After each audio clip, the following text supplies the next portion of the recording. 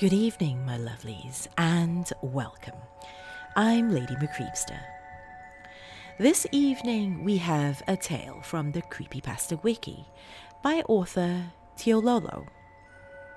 Before that, though, I'd like to take a moment to thank my dark family on Patreon for their continuous support. Family members such as Dawn Fritzwater, Oliver Dace, L. Andrew Augustus, Tay the Fluth, Stephen Aguilera, Bill Thornsley, Laura Setapenry, and everyone else listed in the episode description below.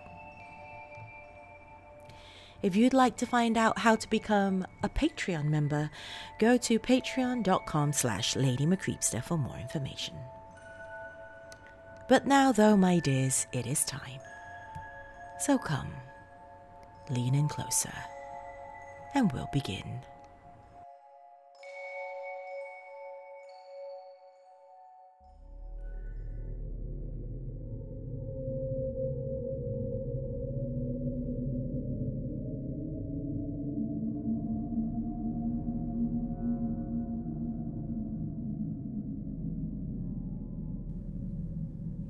Ten-year-old Jack sprints along the sidewalk in a hurry, his eyes darting back and forth in terror.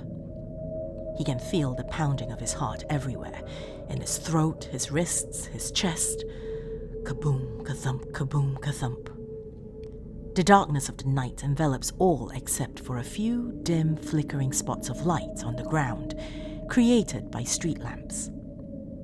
He stops running to listen closely, trying to detect any giveaway sounds, trying to hear whether the thing is still after him. Stopping even momentarily was a decision that could have killed him. But luckily for Jack, the sounds are gone. This time. Convinced he had finally outrun the thing, he starts to walk, but still panting hard and cautious. He realizes that there are walls on both sides of the street. He is actually walking down a wide alleyway.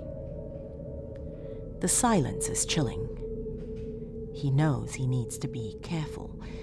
There are so many nooks where the thing that was chasing him could unexpectedly spring out from. A twig snaps under his foot. He yelps, breaking the silence. His heart starts to kaboom again after that temporary startle, but it soon relaxes. Crying in fear, he acknowledges that he is lost and vulnerable, then continues to trudge on into the depths of the darkness and unknown, afraid to turn back. He doesn't want to bump into the thing he so fortunately shook off again. The branches of the trees are like long, tenacious fingers, black threads against the dark blue sky. If he squints, they look like two hands clasped together. They outline the exit of the alleyway in an arch. Wait a minute. Are the branches moving? It could easily be a trick of the light, or a product of his imagination. Tree branches can move, but the way they were twisting seemed like something out of a horror movie. Like alien tentacles. Jack whimpers, more tears sliding down his cheeks. He stares with concentration, trying to make out what the hell is happening. The branches are growing. They are starting to close up the exit at the end of the alleyway.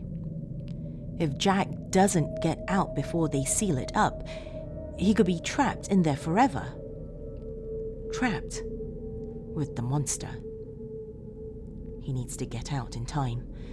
Jack bolts like a cheetah, jumping for the gap between the branches. More branches begin to pile beneath the arch. Oh, drat. If only he could run faster. He feels like he might just make it. He could possibly squeeze through the tiny space if he arrived there fast enough. He's getting closer and closer and closer. Just as he gets there, the gap is blocked out completely. The branches twist into each other, and more start to grow. The pounding in his wrists, throat, and chest begins to return again when he realizes the truth. He cannot escape. He stands completely still, panting for a few minutes. Then he rummages around the branches and looks for openings in the walls. There are none. His heartbeat becomes a crescendo, the kabooms and kathuds slowly rising in tempo and volume. He'd have to go back out in the other direction. He'd have to risk bumping into the thing again. That was his only option, or he'd have to starve to death. Perhaps it wouldn't smell him if he advanced quickly and quietly. He takes a few steps forward, pausing after each one. There is a noise behind him, a low humming noise. Then he hears leaves crunching under footsteps and a light cackle. He turns around, but he's only greeted by darkness. He turns back. A huge man is standing in front of him. It is the thing, and it has found him. The man is dressed in a long black gown, tied at the waist. The gown's sleeves are huge and open up like loudspeakers when he lifts his arms. Jack looks up. The man has messy black hair which hangs low on his forehead and slightly beneath his neck. Large goggles are strapped to his head.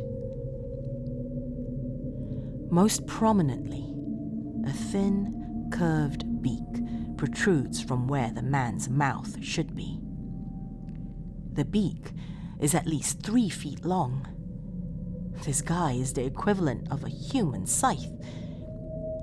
Under the faint yellow lamplight, Jack can see that some thick liquid is dripping from the tip of his beak knife. He makes a mad dash away from the man, forgetting that the branches had blocked up the exit. The man walks closer to him, and Jack tries to back away, screaming for help. He's only able to bunch himself up against the thick wall of branches. He prays that someone is awake and will hear his terrified shrieks, but his luck has run out. The man knocks him to the floor and he continues to scream. He feels the beak pierce his eye and yells even louder, this time in extreme pain, writhing and thrashing around. The birdman pecks out his eye and swallows it. Then he stabs his beak into the bloody void where Jack's left eyeball used to be and sucks the blood from the hole using his beak as a straw. The birdman then tears out his chest and stomach, tugging away long strips of flesh and intestine. Jack has stopped screaming, but is still twisting about on the ground from the pain. Then the birdman raises his beak for the final time, and thud. A little girl passes out, lying immersed in her own vomit. At least a dozen other children sit shivering in their cages, sucking in the snot from their noses, whimpering, eyes shimmering with fear. A fire blazes wildly beside them as they stare at their captor through metal bars. "Okay, children, I think that's enough for story time today," chuckles the crooked old man. "And remember, don't you dare try to run away like Jack did, or the birdman will get you." He points at the empty cage sitting in the corner of the room.